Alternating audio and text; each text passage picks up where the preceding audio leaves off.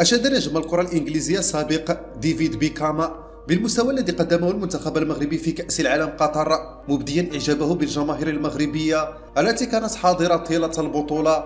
وقال بيكام في تصريحات إعلامية: أداء المنتخب المغربي كان رائعا في هذه البطولة، والجمهور المغربي لا يصدق كأنهم يلعبون على أرضهم. كان من الصعب اختيار أكثر مباراة ممتعة للمغرب.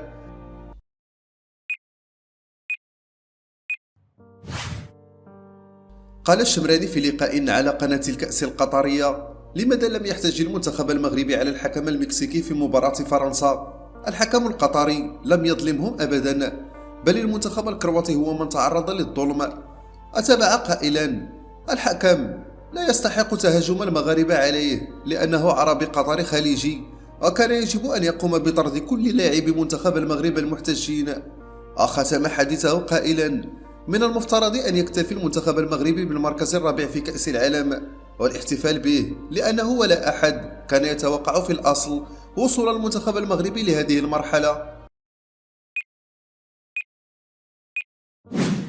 أكد إبراهيم فلاي لاعب المنتخب الهولندي سابقا أن أسود الأطلس فتحوا الباب أمام شباب القارة الإفريقية لإظهار موهبتهم أمام العالم. وقال أفلاي في حواره بأحد البرامج في قناة نيوز الهولندية: أعطى المغاربة الناس الأمل في أن تكون هناك أيضا فرص للمواهب الشابة في إفريقيا لإظهار نفسها للعالم. ووصل قائلا: تحياتي الكبيرة لهم على كيفية مقاومتهم للبلدان الكبيرة في كرة القدم.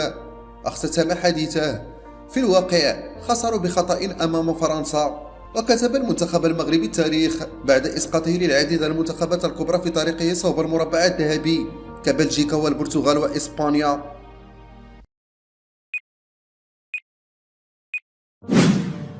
كشفت تقارير إعلامية عن الحوار الذي دار بين أشرف حكيمي لاعب المنتخب المغربي وجياني إنفانتينو رئيس الاتحاد الدولي لكرة القدم. وشهدت نهاية المباراة نقاشا حادا بين أشرف حكيمي وجياني إنفانتينو بخصوص الأداء التحكيمي الذي عرفته المواجهة بقيادة القطري عبد الرحمن الجاسم.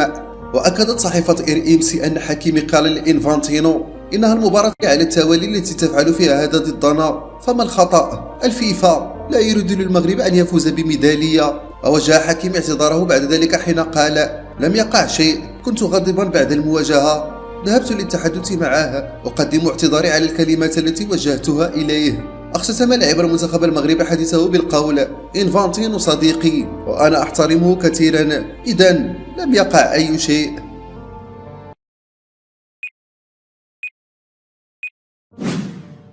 تحدث لوكا مودريتش للموقع الرسمي للاتحاد الكرواتي قائلا: تهانينا للمغرب على تقديمه مباراة رائعة حقا، لقد قدموا كل شيء على الرغم من التعب والإصابات. وأكمل حديثه عن الأسود قائلا: لقد قتلوا حتى النهاية، وعلى المغرب أن يفتخر بإنجازه. يذكر أن منتخب كرواتيا تمكن من احتلال إحدى المراكز الثلاثة الأولى في المونديال خلال 3 مشاركات من أصل 6.